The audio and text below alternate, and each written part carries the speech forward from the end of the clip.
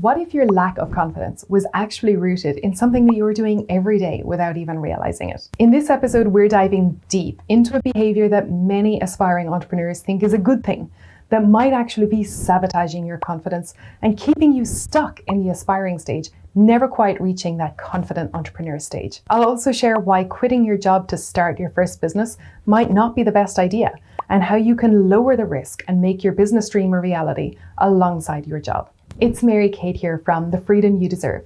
Each week I share lessons I learned from mistakes I made over 10 years building my confidence to start my first business, so that you can learn faster and create a balanced life that's exciting, meaningful, and more authentically you. Today's topic hits home for a lot of aspiring entrepreneurs. Even though many of us pride ourselves in being perfectionists, we'll talk about some of the ways that perfectionism might actually be damaging your confidence, holding you back, and what you can do to overcome it. I'm not talking about having high standards and delivering good work. I'm talking about how our insecurities trick us into believing that playing small and delivering less than we're capable of, but to a perfect standard, is somehow better than taking on bigger challenges and risking imperfection. But this mindset damages your trust in yourself. When we consistently avoid challenges and play safe within the confines of whatever we can deliver perfectly, we signal to ourselves that we're not capable of handling more, and we never give ourselves the benefit of learning from the experience of not getting it perfect. As your confidence begins to wane, you may begin to fear truly being seen by others, worrying that any imperfection will expose you to judgment. This fear can manifest in various ways, from fear of failure to fear of rejection, or even fear of self-judgment. Sometimes it feels easier to keep alive the idea of who we could be without actually trying, for fear of discovering something about ourselves that we just can't face. Over time, this fear of judgment can paralyze us, stopping you from ever taking action and the risks that you need to take to start your own business and to grow as an entrepreneur. And ironically, it all starts with trying to be perfect. Perfectionism also leads to missed opportunities. When we're so focused on being perfect, we tend to avoid opportunities that we don't feel like we can execute perfectly. This means that you miss out on the chance to try new things, to grow, to learn from your mistakes, and to build resilience. And all of these qualities are crucial for success at anything, but especially for entrepreneurship. Resilience is built through experience, including failures and mistakes.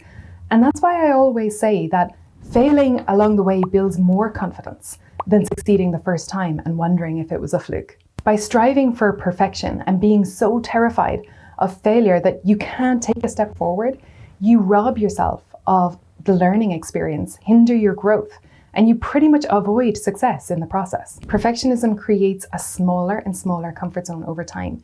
You become increasingly limited by what you're willing to try, fearing that anything outside of your perceived ability to be perfect will expose you to criticism or failure. There's a famous Aristotle quote: "There's only one way to avoid criticism.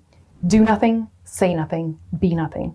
But even then, you'll be criticized for not meeting somebody else's version of what you should or shouldn't be. Eventually, this shrinking comfort zone can become suffocating or anxiety-inducing. I've been there myself, and it's not a nice way to live.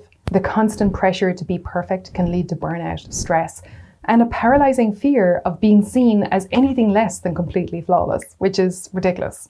So you understand now why perfectionism is one of the biggest confidence killers, how it damages your self-trust, leads to missed opportunities, shrinks your comfort zone, and fuels a fear of judgment. So instead of striving for perfection, focus on progress, even the tiniest bit of progress that moves you closer to your goals. A great way to approach this is by following the 1% rule. Aim to improve anything, any aspect of your life by just 1% each day. I don't mean becoming 1% more perfect or better at anything, but just how about 1% more courageous, 1% more knowledgeable, 1% closer to starting your business. Small, consistent improvements build momentum over time to lead to results and help you to move closer to that ultimate dream of quitting your job and running your business full time. I'll share why quitting your job to start your business might not be the smartest decision in just a second. But if you're enjoying this episode, please like this video and subscribe to the channel. Your support helps us grow and continue creating content to help you build your confidence and get the clarity you need to start your first business and succeed as an entrepreneur. Now, most aspiring entrepreneurs hate working for other people, and quitting your job probably feels so tempting. But staying in your job until your business replaces it, or at least looks set to replace it, can actually be a smart, low-risk way to set yourself up for success. If you haven't considered it before, starting an online business is fantastic for those wanting to reduce risk or who don't really have a clear vision for what their business is going to look like yet, especially if you're experiencing any of the fears that we mentioned today, because it's very flexible and can be tailored to fit any niche or market that you're interested in. You can work on it anytime that suits you, and it continues to work for you while you sleep or work, and the setup costs are really low. It's a great low-risk way to start a business and adjust to entrepreneurship without the online market is also global. So you can go super niche, meaning that you can focus on a very specific audience that resonates deeply with something you're particularly interested in.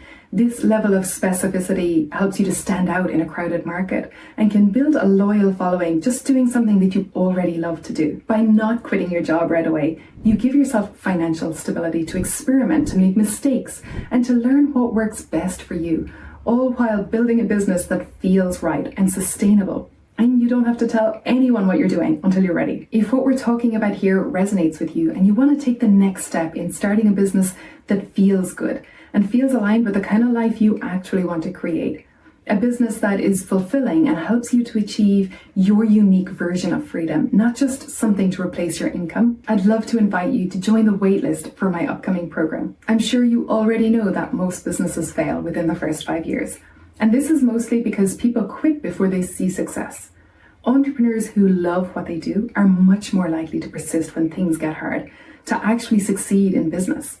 But how do you ever expect to succeed in business if you're always worried about what other people think and make your decisions based on how you'll be seen by others? Trusting yourself is the key to confidence, and reconnecting with your authentic self to develop that self-trust is the most powerful way to set you up for starting a business that you'll love right from the beginning and to build a solid foundation for long-term success. Spaces for this program will be very limited, and only those on the VIP priority waitlist will be the first notified with release updates and sneak peeks when I have those to share. You can get the link for the waitlist in the description below, and I would just be thrilled to help you build that solid foundation for something that you love. That's it for today. Don't forget to like and subscribe before you go, and I will see you next week for another episode.